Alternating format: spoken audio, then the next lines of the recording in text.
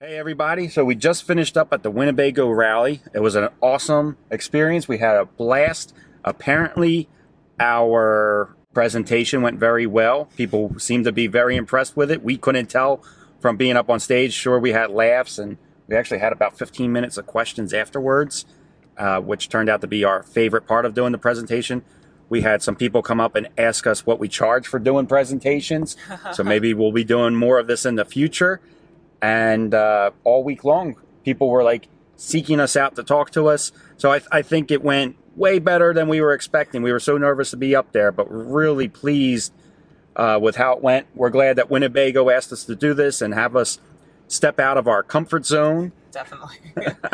Because it's something that we would have never really done on our own. So this was a great experience. Go check out everything that we did on Winnebago RV's Instagram account. There we have the whole week.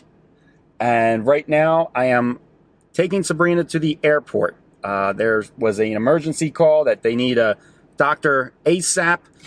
It's about 1,200 miles away. I can't get her there that fast in the RV.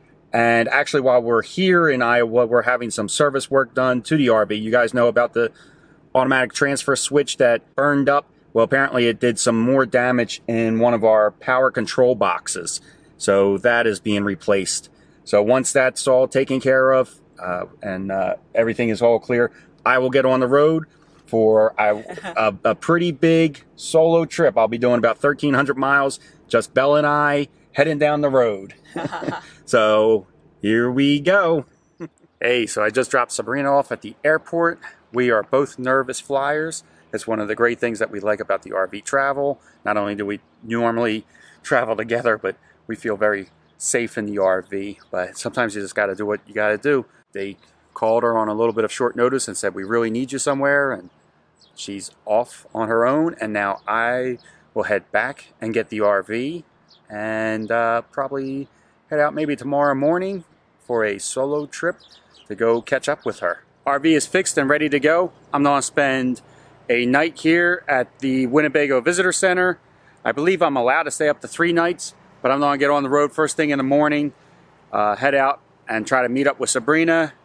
It's probably about a 4-day drive. I'll be doing this by myself. I'll try to record as much as possible and bring you all along for the ride. Hopefully everything goes smooth. Smooth will be a boring video probably, but I prefer smooth, so wish me luck on my solo trip.